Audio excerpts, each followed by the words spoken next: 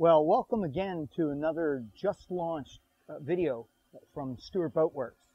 This particular boat is a 27-foot Stuart Boatworks, the new model, higher freeboard forward, increased bow flare. This owner has owned several semi-custom built boats in the past, and this one just launched this week. We'll start in the bow with this forward seating model. Which is, a lot of these things are typical standards, but LED flush light, large pull-up cleat forward. This cleat has a very substantial custom stainless steel backing plate below it. That's something that I've not seen any other manufacturer do. Nice fit and finish on the anchor locker. This particular owner opted to just carry one anchor on board in one holding area as opposed to the optional two.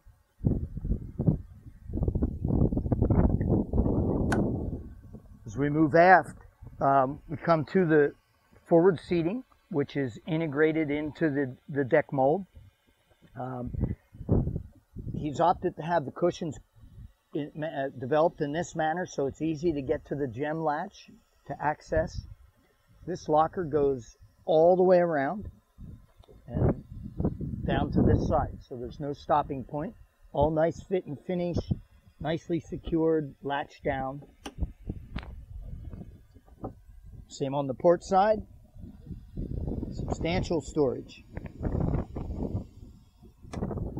Minimum of hardware, you probably noticed too. He opted for no hydraulic arms or special arms to hold the hatches up because he wanted to keep it to a minimum. As we get down to the cockpit sole, this is a forward fish box. Same concept, minimal hardware, large insulated fish box, 2 inches of insulation and then glassed over. Very uncommon in the industry. Most builders will try and tell you their fish boxes are insulated because they use core material, no foam insulation. It's a dramatic difference in the insulation capabilities of those two types of manufacturing. All the hatches fit like they're designed to. You can hear as it's dropped, sits right where it belongs. Also, you'll notice the unique feature of we have a channel underneath here that drains the water out of the gutter, and this channel works itself all the way back to the stern of the boat. And everything is fed to that channel. That's what this particular customer wanted. The channel's standard, but he wanted everything fed there, including even these drink holders, as well as these boxes. They're fed down to this channel, which then goes aft and goes overboard, not into the bilge. Very, very different design. This boat will be used in the Bahamas quite a bit and left there for weeks at a time, and he wanted to make sure there was as little water going into the bilge as possible. And on the front face of the console, he has, this is the standard seat, but he's opted for the live well option. He's not a real hardcore fisherman, used to be, kind of burned out on it as he got older. Still wants his son to be able to fish live bait when the opportunity presents itself. It is heavily insulated, so it's also a cooler whether or not you use it as a live well. And again, minimum hardware, as you can see. As we move aft, I should point out that he also opted for the all-grip non-skid deck cockpit sole. This is kind of a very custom touch. You won't get that from a production boat builder for sure. It's just got that, just speaks volumes about this is the way he wanted his boat. This is the color of the interior he wanted. You don't have the advantage during this video of seeing, but this boat is Fighting Lady yellow, whole side.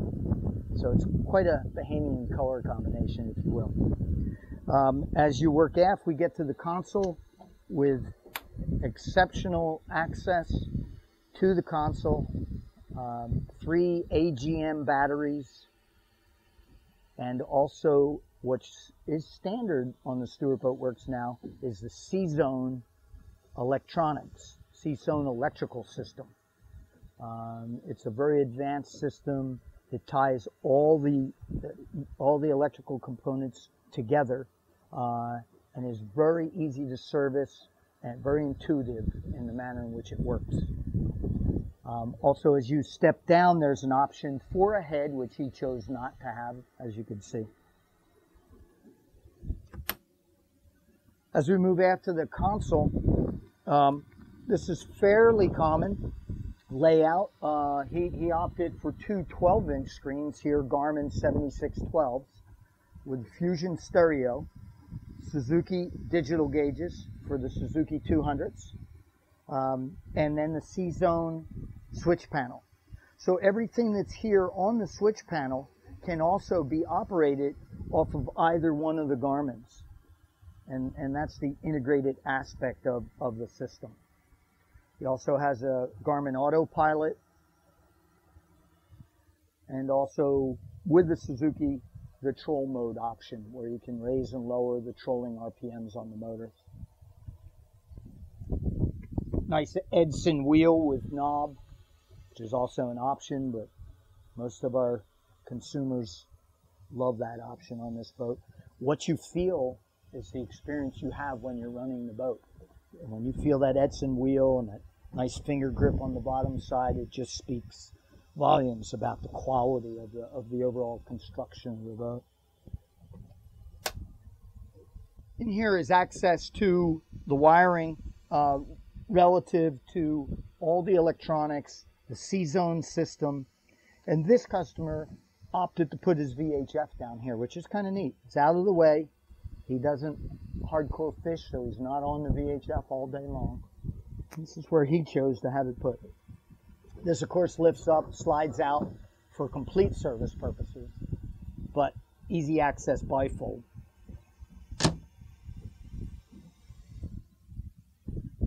He also chose for just a traditional leaning post, storage below. Has a folding footrest, fairly common in the industry. Place for a cooler below that. We have many options here, of course. Live well option, an additional live well option, a tackle center option, different type seating is available. This locker here is the secondary fish box. This is, again, heavily insulated. And I forgot to mention, but the forward fish box has a whale pump to pump the water and blood and so forth overboard, as does this aft fish box. Again, same channel, drainage system, all ties in and goes overboard. Fits like it should. Bilge access. This is bilge access like you'd find on a much larger boat. I'm 5'8" and 160 pounds, and I can get in here, and I literally, if I desired, I mean, I can almost touch the transom without much effort right from here. Definitely can get to the seacock for the live wells. Definitely standard with 2 rule bilge pumps, all easily accessible. Transducer, very clean bilge, and an easy bilge to keep clean because of the fact that, again, the majority of anything that lands on the deck drains overboard as opposed to in the bilge.